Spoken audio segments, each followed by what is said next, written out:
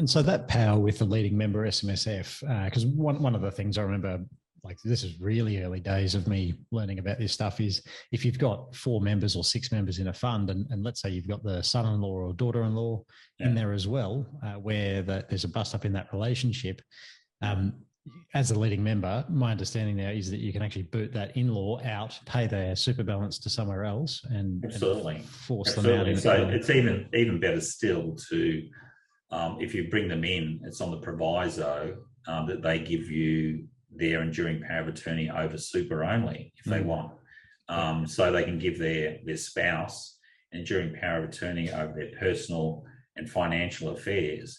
But we've developed an enduring power of attorney where you can give someone else your enduring power of attorney just for super, which sits quite well. So again, that bolsters that leading member.